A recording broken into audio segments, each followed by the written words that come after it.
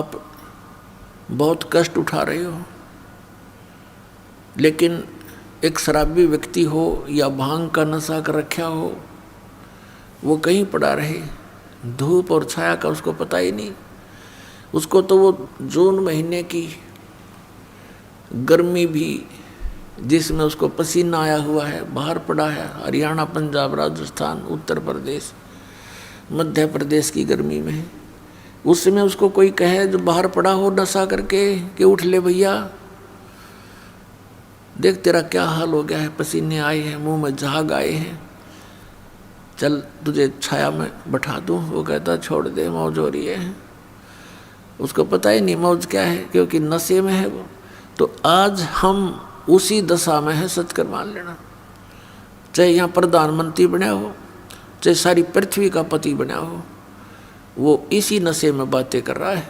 अब पुण्यात्मा परमात्मा कहते हैं, इस झूठे सुख को सुख कहे, ये मान रहा मन मोद, ये सकल चबीना काल का, कुछ मुख में कुछ गोद। फिर क्या बताते हैं, कबीर ये माया अटपटी, सब घट आण अड़ी, किस किस को समझाऊं या कुएं बांग पड़ी। इस 21 ब्रह्मांड के कुएं में इस काल भगवान ने, जो यहाँ का स्वामी है, यहाँ का मालिक है, इसने ये झूठे सुख की इस माया की भांग डाल दी और सभी ने उसी के जल को पान कर रखा है, पी रखा है। अब आप शाम के समय किसी ठेके पर जाकर देखो, वहाँ से पी कर टिट्टी बनकर चाहे 100 जने आ रहे हों, रास्ते में उनसे बात करके देखना, एक जैसी भाषा, एक जैसी चाल, एक जैसा उनका बर्ताव होगा। ऐसे बोल रहे तुम सिर पाँव हैं, या बोल रहे नहीं, चल अपना काम करें, समझाने की चेष्टा करें तो माने नहीं। तो इस प्रकार से हम उसी काल की भांग को पीकर मस्त हुए फिरते हैं। और परमात्मा कहते हैं, कबीर ये माया अटपटी, सब घट आण अड़ी, और किस किस न समझाऊं या कुएं बांग पड़ी।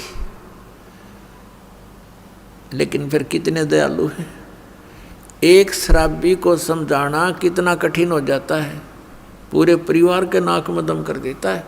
और हम सारे बांग पिए पड़े, और फिर हमें समझाने के लिए हमारे पिता आते हैं, क्योंकि अपने का दुख अपनों को ही होता है। इस काल यहाँ का जो भगवान है, इसको भगवान कहते हैं। भगवान उसे कहते हैं जो दुख ना दे, केवल सुख दे। ऐसे जुल्म कहर हमारे ऊपर टूट रहे हैं, बरस रहे हैं, और फिर हम कहते हैं ये बड़ा भगवान है, ये अच्छा भगवान है। किस लिए भगवान माना हमने, कि देखो कितने अच्छे काजू किस्मत सेब संतरे फलदार वृक्ष हमें दे रखे, फल दे रखे, और ये इतनी बड़ी पृथ्वी पर कैसे बाग बगीचे बना रखे हैं। ये किस लिए बना रखे हैं? और आपको फिर वो भूल जाते हो कि आप किसी का बेटा मर गया, किसी की बेटी मर गई। पीछे सी समाचार पत्र में पढ़ने को मिला, यहाँ बच्चे बता रहे थे कि एक परिवार ने मन्नत मानी, किससे? बालाजी से। उनका पुत्र हो गया, और उस पुत्र के केस उतरवाने के लिए, मत्था टिकवाने के लिए उस बालाजी में जा रहे थे। 4-5 सदस्य थे, 7वां छोटा सा लड़का था, 3 महीने का। रास्ते में दुर्घटना होगी, वो बच्चा बच गया और वो सारे मर गए। बताया खाक मन्नत दी उसने, किसने दी? ये भी भूल है हमारा कि उसने पत्थर ने दे दी, उस बालाजी ने दे दी। एक भक्त सुना रहा था, बोला जी हम पहले तो भूल में थे। उसने एक उदाहरण दिया कि एक भगत हनुमान जी की पूजा कर रहा था। हनुमान जी वहाँ प्रसन्न हो गया, आ गया, बोल भाई क्या मांगता है? नो बोला जी बढ़िया से सूट दे, मेरा तो कपड़े को नहीं। नो बोला भाई मैं आप लंगोट में रहूँ तो न कितने थान दूंगा। हनुमान जी ने कहा भले आदमी तो भगवान की भक्ति करे, मैं भी भगवान की भक्ति करूं, मन भी कर दे, क्यों दुखी कर रहा है मेरे को। तो पुण्यात्मा, हम बिना ज्ञान के डले ढो रहे थे। अब इस तत्व ज्ञान से हमें पता चला।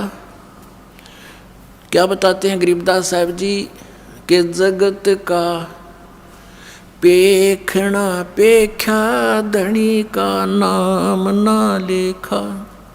जगत का पेखना पेख्या धनी का नाम ना लेखा। जैसे ये दास पहले हनुमान जी का कट्टर पुजारी था, जैसा लोक वेद सुन रखा था हमने, क्योंकि आत्मा भगवान के बिना रह नहीं सकती। पुण्यात्माओं, यहाँ चाहे कोई करोड़पति हो, चाहे अरबपति, चाहे खरबपति हो, और चाहे सारी पृथ्वी का पति हो, और उसको संतान भी हो, संतान उसकी नेक भी हो, पर संतुष्टि नहीं हो सकती। आत्मा में प्रसन्नता नहीं हो सकती, क्योंकि आत्मा को उस सुख की आवश्यकता है जो यहाँ पर है नहीं, और उस सुख को प्राप्त हुए बिना ये संतुष्ट हो नहीं सकती। फिर इसको ये भी पता है कि भगवान आकर बताते हैं स्वयं अपनी महिमा।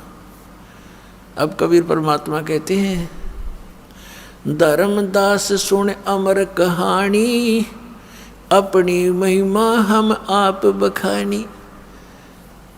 कि अपनी महिमा मैंने आप बतानी पड़े आकर के। इस मेरी महिमा का बताने वाला इस पृथ्वी पर कोई 21 ब्रह्मांड में नहीं छोड़ रखा, इसलिए किसी को याद ही नहीं रहा। सबको भांग पिला रखी है, सबके 3 इंजेक्शन लगा रखे, तीनों गुण इनके ऊपर प्रभावी है। इनको सो दिए को ना, इनको जितना दिखाई ये बेटा बेटी कार कोठी आगे कुछ दिखाई नहीं देता इन बोली आत्माओं को, इतना बांध दिया इनकी बुद्धि को। तो क्या बताते हैं कि अपनी महिमा मैंने आप ही आके बतानी पड़ी। तो इस परमात्मा के से प्राप्त ज्ञान के आधार से हमें फिर दिखाई देने लगा। जैसे ये दास पहले हनुमान जी का पुजारी था, लगातार 25 वर्ष तक, यानी 10-12 वर्ष का ये दास ऐसे अपने साथी विद्यार्थी से सुनकर कि हनुमान चालीसा का 7 बार पाठ करना चाहिए प्रतिदिन, और श्री कृष्ण भगवान परम शक्ति है। वो ब्राह्मणों का लड़का था, और हम ऐसे कुल में जन्म लिया हुआ था, अच्छे आदमी सारे थे, लेकिन राम नाम का आसपास नहीं थे। राम की तो दिन में चर्चा भी नहीं चला करती, दिन रात में कभी भी अपना पेट भरने के धंधे में जुड़े रहते, हमें भी जोड़े रहते। तो उससे थोड़ा पता लगा, एकदम आत्मा उभरी, तो जैसा लोक वेद सुना था उसके आधार से दृढ़ होकर लगे। कोई गुरु नहीं, लेकिन चाह भगवान की घड़ी गीता जी का पाठ करने लगे। विष्णु भगवान श्री कृष्ण भगवान को इष्ट, फिर हनुमान जी याद आ गए, हनुमान जी इष्ट, फिर और कोई शंकर भगवान की महिमा सुनी, वो भी इष्ट। यानी हमने 36 खत्म कर रखे थे, लाभ कुछ भी नहीं था। यदि पूर्व संस्कार से कोई हमें लाभ होता था, क्योंकि बच्चे पढ़ते हैं, उनको तो यही बड़ी बात होती है कि वो परीक्षा में पास हो जाए। तो परीक्षा में पास होते थे। हनुमान जी की बाबा श्याम जी दादा लाई पूजा थी, उनका शुक्र मनाते, फिर श्री कृष्ण जी विष्णु जी का शुक्र मनाते, फिर श्री शंकर भगवान का शुक्र मनाते, और खुश हो जाते। बस पास हो गए, फिर भूल जाते, अगली परीक्षा में फिर याद करते बस। और फिर जैसे वहाँ हुआ, फिर संतान की इच्छा होती है। हम संतान को सबसे पहले पुत्र प्राप्ति की इच्छा करते थे, अज्ञानता के कारण हमें ज्ञान नहीं था। लेकिन पुत्र और पुत्री में पुण्यात्माओं भूल का भेद मत करना। काल ने हमें यहाँ मूर्ख बनाकर पीड़ित करने के लिए, दुखी करने के लिए यहाँ इस तरह की गलत रीति रिवाजों में जोड़ रखा है। तो पुत्र उत्पन्न हुआ, बड़ी खुशी मनाई, नौकरी प्राप्त हुई, फिर भगवान के गुण गाए। अब पता चला कि जिन भगवानों को हम ये मान रहे थे कि ये हमें सब कुछ दे रहे हैं, वो ना कुछ दे सकते, ना हमसे कुछ ले सकते। ये स्वयं स्वीकार करते हैं कि हम केवल नियमित कार्य ही कर सकते हैं, जिसके भाग में जैसा है पुण्य या पाप हम उनको एज इट इज पूरा भुगवाना हमारा कर्तव्य है, उसमें कोई परिवर्तन नहीं कर सकते, अनुग्रह नहीं कर सकते। और श्री शिव पुराण के अंदर ये काल भगवान ब्रह्मा विष्णु और अपने पुत्र शिव को, शंकर को वहाँ संबोधित करता हुआ कह रहा है कि तुम सभी को अलग अलग विभाग दिए हैं, सतिथि, उत्पत्ति, संहार, लेकिन ये अनुग्रह तुम नहीं कर सकते किसी पर। अनुग्रह माने कृपा। तो फिर ये भगवान की से जब अनुग्रह नहीं कर सकते, हम दुखी हैं तो दुखी देखे जाएंगे, इनका भी कोई भी वश नहीं चलेगा, क्योंकि इनकी पावर से बाहर की बात है। तो हम इनसे ही ये सब लाभ मान रहे थे। तो यहाँ परमात्मा कहते हैं जगत का पेखना पेख्या धनी का कित नाम ना लेखा।